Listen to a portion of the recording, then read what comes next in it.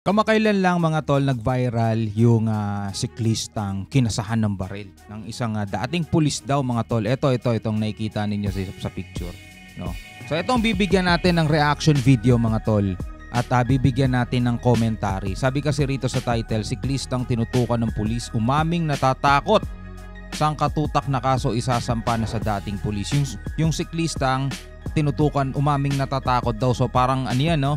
Kasi sinasabi ng pulis nagkaayos na daw sila mga tol eh. So parang napilitan lang ganon, no? So eto ang bibigyan natin ng reaction. Malamang yung iba sa inyo napanood na to. Napanood na yung balitang to mga tol. Pero eto, bibigyan natin ng reaction video. Sama-sama nating panoorin mga kapatid mula rito kay Balita Pilipinas. Yan, kung nakikita ninyo mga tol. Nakalagay po ang link sa ibaba. Huwag niyong kakalimutan mag-subscribe sa kanyang YouTube channel. At kung bago ka pa lamang dito at gusto mo yung mga ganitong klaseng reaction video and commentary, huwag mo rin kalimutan mag-subscribe. Click mo na rin ang notification bell para ma-notify ka pag may mga bago tayong commentary and reaction. Huwag na natin patagalin pa, panoorin na natin to mga tol. Pinatukan, hinabol at dinag pa niya, kinuyod pa niya yung bisikleta ng cyclista. So obviously, he was covering up. So definitely, it would be good to get a clear picture of what had transpired. Buti na lang may CCTV. Buti na lang may kumuha nun at may CCTV. Alam mo, ang kawawa dito, ang napakaraming kababayan natin na inaabuso ng ganyan, na motorcycle riders and bicycle riders, na hindi nakakapture ng CCTV at hindi rin nakakapture ng individual video or blogger or may pasok o ma-file online. Alam mo, maraming ganyan nangyayari siguro araw-araw pero hindi na ibubulgar. At kawawa naman yung ating mga bicycle riders and motorcyclists. Agree ako, no. Alam nyo, kadalasan talaga sa mga nakakawawa mga tol, no. Hindi naman sa sinasadya siguro, no. Pero siguro sa mga rider dito, no, sa mga nagmumotor, no, kadalasan talaga tayo yung madalas na checkpoint, di ba?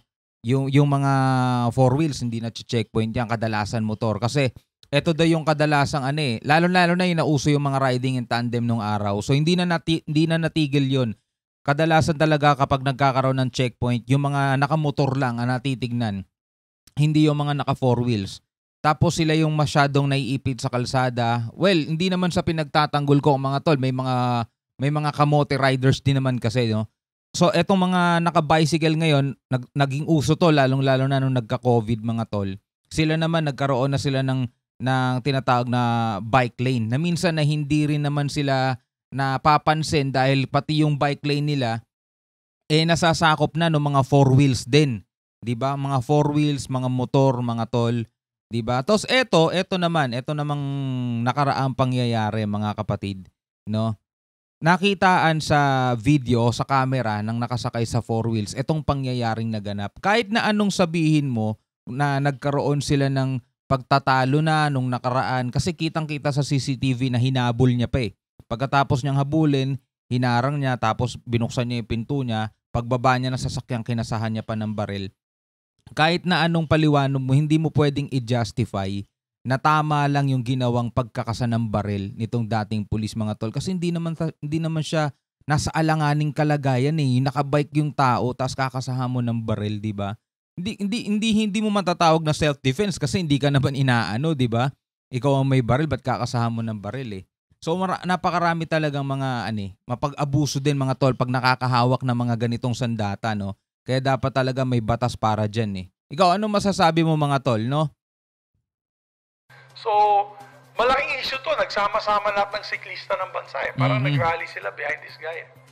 So, we have to also show that the law is in favor of them in protecting them.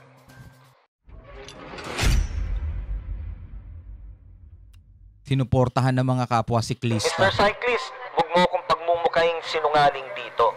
Kasi sure ako hindi ako nagsisinungaling. Totoo naman talaga natatakot ka eh. Aminin mo na lang. No? Pero huwag kang gagawa ng kwento ngayon at sasabihin mo na hindi ka talaga tinakot at hindi ka natatakot at dahil desisyon mo ito, desisyon ng pamilya mo ito. I can produce all the texts nung aming conversations na pinangangambahan niya yung sarili niya at yung pamilya niya. Dagdag niya, nasa siklista na kung babalik na rin ito ang mga una nitong sinabi sa abogado. Pero kiit ni Fortune,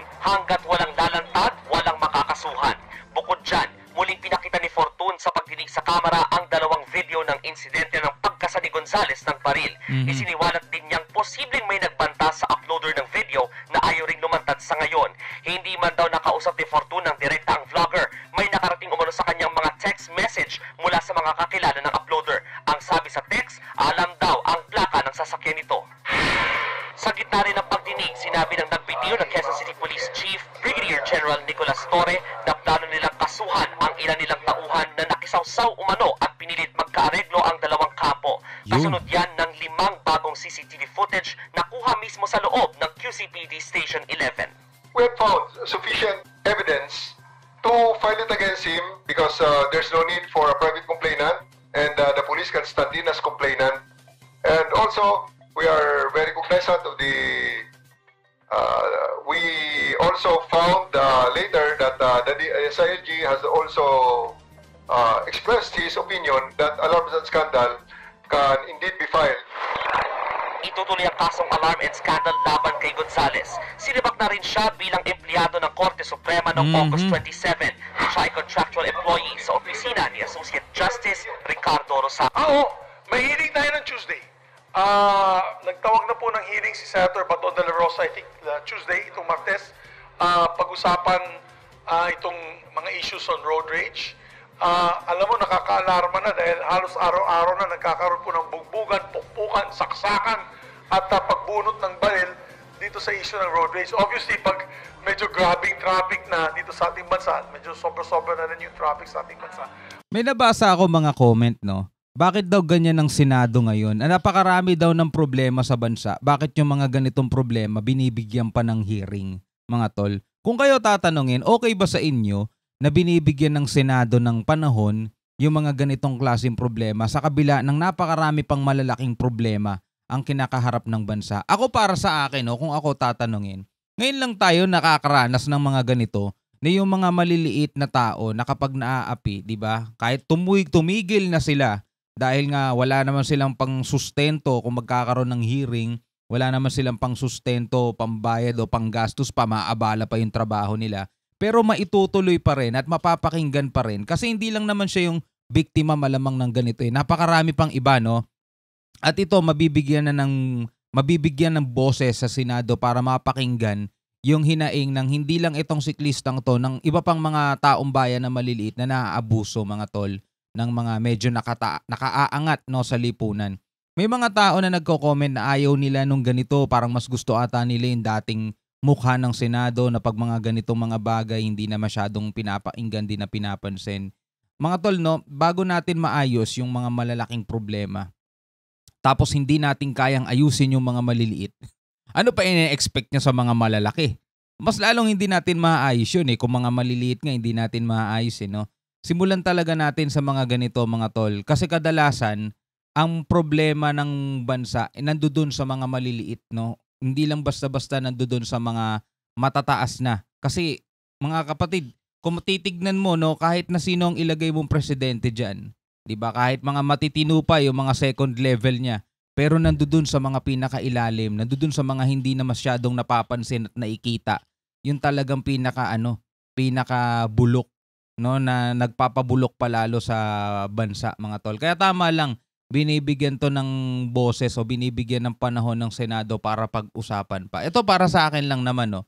Kayo, sa tingin ninyo, okay lang ba sa inyo na pinag-uusapan tong ganito sa Senado, nagkakaroon ng hearing, o iwan na lang natin yan sa mga private sector o kaya sa mga hukuman na lang, bahala na sila diyan, tas wala na tayong balita kung naresolba ba, kung napaikot ba ng pera, kung nabigyan ba ng hustisya, o mas magandang nalalaman natin, mga tol, no? So tuloy natin to. Magkakaproblema talaga sa road rage, but it does not give you the authority to abuse cyclists, motorcycle riders, or anyone in the public, the public concern. It does not give anyone any rights to abuse and violate human rights of any individual that are plying our highways and road networks. So, ang gusto po natin, maybe in aid of legislation, either we will pass a special law, particularly on road rage, or we'll just make sure we get the government agencies, gawin natin na talagang tuparin ng government agencies ang mga iba't ibang panukala na naging batas na protektahan ng ating mga motorcyclists, cyclists, and road riding public. So, may mga options tayo. May panukala, the safe passage, no? Safe pathways. We have a safe pathways law that was exclusively for the use of our cyclists. So sabi nga ni Senator Pia, na isang author ng ating resolution, paano naman itong pangako natin na may safe pathway sa mga motorcyclists and bicycle riders na abusuhin itong mga katulad ni Mr. Gonzales na babanggain na lang at pistol whip pa, papalo pa nila ng ulo ng kanilang mga baril. So, for me, there are several laws that were violated kay Mr. Gonzales. Number one, violation of the firearms law. You are not supposed to, you're only supposed to use your firearms, licensed firearms, especially if you have a permit to carry. So that's the question, kung meron ba siyang permit to carry. You can only utilize the firearm when it is an emergency. For example, your life is threatened. Yan. And that's the only time. And there's also particular guidelines on that particular time when your life is threatened. Yan, kitang-kita naman, hindi naman eh.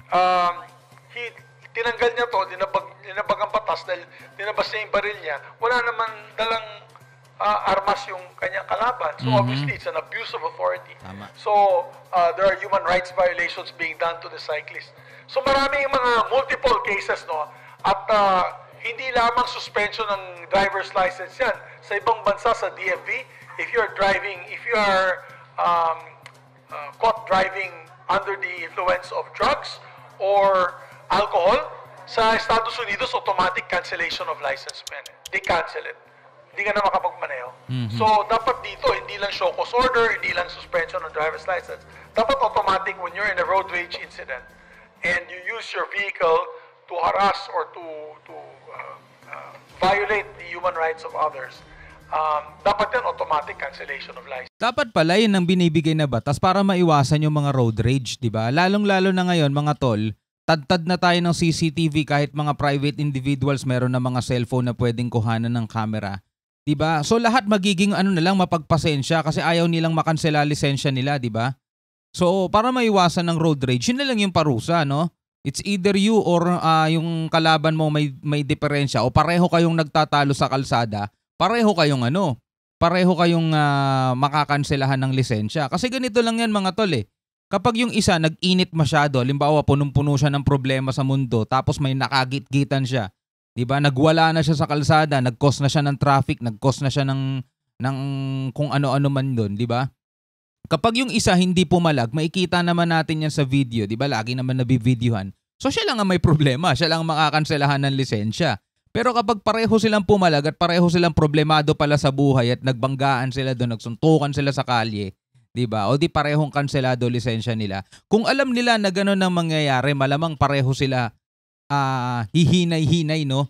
Sa mga nila, sa mga dibdib nila. Teka, ano ba mas mahalaga? Ipakita ko rito sa kalaban ko na mas matikas ako sa kanya, mas lalaki ko sa kanya, o wag makansela lisensya ko. Ganun na lang ang isipin ng mga driver sa kalsada. Kasi mga tol, hindi naman sa pinagtatanggol natin yung mga nakasasakyan, pero yung mga naka four wheels kasi minsan alanganin din sila sa bigla na lang papasok na motor, bigla na lang sisingit na motor kasi may mga tinatawag din naman talagang kamote riders, 'di ba? Tapos sa mga sasakyan naman, doon naman yung masyado nilang binubulas din naman yung mga nakamotor, 'di ba? Masyado nilang gigit-gitin, nakamotor yan. Ikaw pag bumangga ka, damage lang sa'yo sasakyan mo. Yung motor pag bumangga yan at tumilapon, damage sa kanila ang sasakyan nila. Kaya kailangan talaga meron tayong bigayan sa kalye. Diba? Kaso ang problema, mas nananaig yung damdamin, diba? Mas nananaig yung pagkalalaki nila o yung karapatan nila na tinatawag. Kahit naman, sabi nga sa LTO, pinaka-the best daw, wag mo nang ipilit yung karapatan mo para maiwasan yung mga road rage na yan. Pero kung meron nga batas na ganyan, meron ganyang mas pangil, o sige, kapag naipag-road rage ka, may posibilidad na makansela lisensya mo, di mag-isip-isip ka na kung ipapakita mo ba yung tikas mo sa kalye, di ba? Lalo na kung ikaw ay laseng, di cancellation na talaga ng lisensya, hindi ka na pwede magmaneho. Kasi yung mga ganun tao talaga, hindi pwedeng magmaneho sa kalsada, mga tol. Pagmumulan talaga yan, madadamay pa yung mga nananahimik sa mga naglalakad sa kalye, madadamay pa yung mga maayos naman mag-drive, di ba? Kailangan talaga ng pangil ng batas mga tol eh. Kasi hindi mo talaga mapapasunod yung mga matitigas ang ulo, yung tipong konting naharangan ka lang ng onte o kaya konting naunahan ka lang ng konti, nagwawala ka na sa kalsada, di ba? May mga ganun tayo napapanood eh.